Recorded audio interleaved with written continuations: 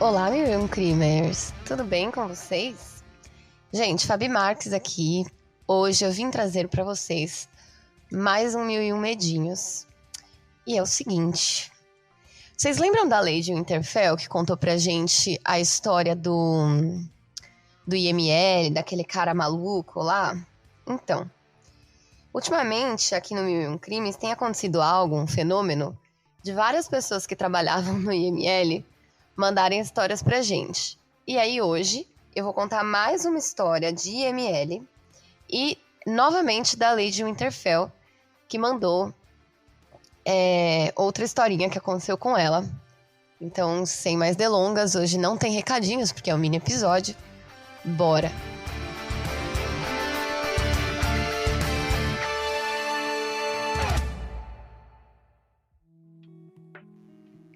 Bom, essa história aqui... ela colocou o nome de O Dia que o Morto Sentou. Ai, gente, eu amei esse nome. Enfim... E ela começa aqui contando. Pois bem, vou contar uma experiência bizarra. Eu sou louca por flores. As minhas preferidas são as rosas. Eu amo rosas. Uma pena eu não conseguir cultivar. Eu sou um desastre com essas coisas. Plantas no geral, ou eu mato de sede, ou eu mato afogada. Bem, como eu já trabalhei no IML, e sempre que eu podia, ia observar os motoristas colocar as flores nos caixões. Então, numa noite de plantão, subi até o 3º andar, onde tem a entrada do túnel. E lá eu encontrei uma auxiliar de enfermagem parada na entrada do túnel, com um corpo coberto sobre uma maca. A mulher estava visivelmente abalada por ter que levar o corpo através do túnel até o SVO. Eu não sei o que é SVO, gente. E quando me aproximei, ela viu a minha identificação e correu para mim. Moça, por favor, me ajuda. E aí ela disse, sim, se eu puder ajudar. Você poderia descer esse corpo para mim? Eu não vou negar, estou me borrando de medo de entrar lá. E aí ela apontou para o túnel. Esse túnel, ele faz a ligação do hospital com o SVO, que é o Serviço de Verificação de Óbito. E tem mais ou menos 100 metros e é muito sinistro por alguns motivos.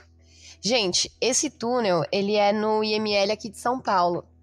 E ele... Aqui de São Paulo não, eu não tô em São Paulo, mas é lá de São Paulo. E aí, assim, ele conecta o hospital com o Instituto Médico Legal, se eu entendi direito. E eu acho que tinha até no Hospital das Clínicas, né? E eu acho que tinha até um negócio que era um passeio que você podia fazer lá. Enfim, depois eu vou dar uma pesquisada e conto pra vocês. Enfim, a auxiliar de enfermagem, ela não queria passar por esse túnel. E aí ele tem vários aspectos muito sinistros e aí alguns motivos disso. Que é uma passagem subterrânea, é uma construção muito antiga.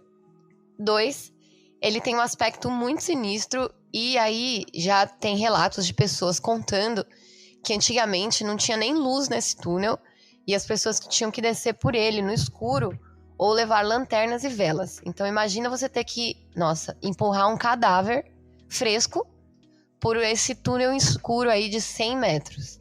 É uma passagem exclusiva para funcionários, ela não é aberta ao público atualmente e dificilmente tem o trânsito de pessoas vivas por lá. Só de pessoas mortas, né? Tem alguns canos nas paredes e eles eram muito barulhentos, né? Então dava pra ouvir alguém falando assim, tipo, shh, sabe? Mas que pode ser que seja o cano. Ninguém sabe, né? E também contam que na época da ditadura era pra lá que eles levavam os presos políticos. E aí eles fugiam muito facilmente por essa passagem, então eles colocaram um portão de grade no meio do túnel. E nesse período havia sempre um policial ali.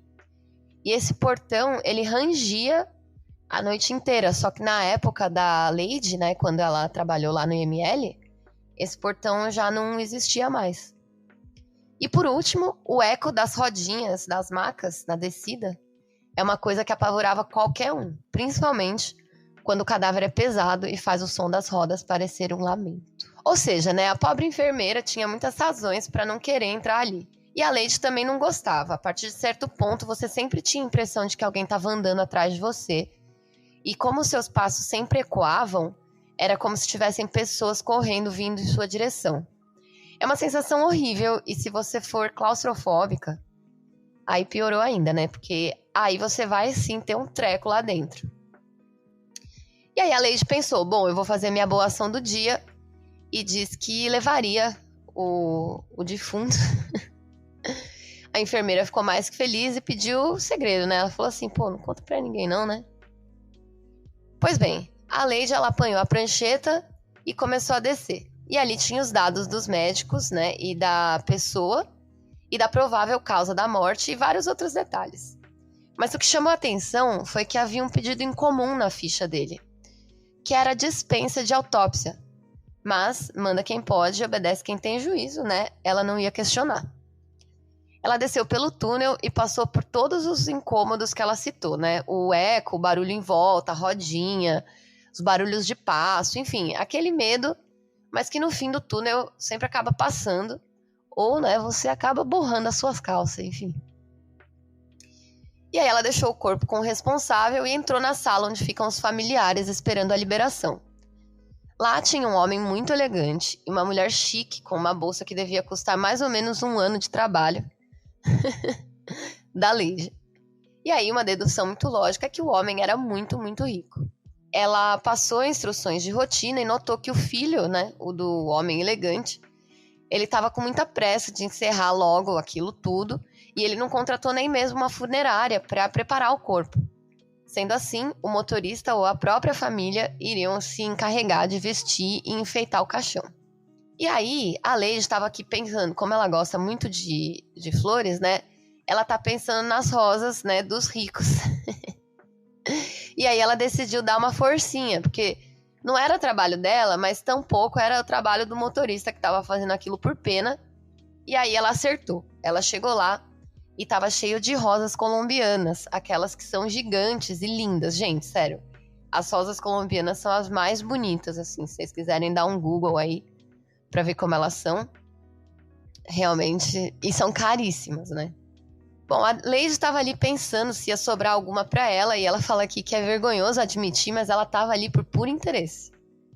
Ela deixou a sala e, de repente, saiu correndo atrás dela o motorista, a mulher, que depois ela ficou sabendo que era a nora, e aí o filho. E passaram a milhão correndo, quase jogando ela no chão. Ela levantou, entrou na sala. E, gente, o homem, o defunto, ele estava sentado dentro do caixão e o filho correu e abraçou ele. A Lady diz aqui, ó, meu cérebro levou uns minutos para entender a cena. Então veio o grito. O homem gritou e caiu para trás. Corri para ele e vi que ele estava em PCR, que é a parada cardiorrespiratória. Gritei para o filho chamar ajuda e comecei os primeiros socorros. Vieram os médicos e levaram o homem com caixão e tudo para o hospital.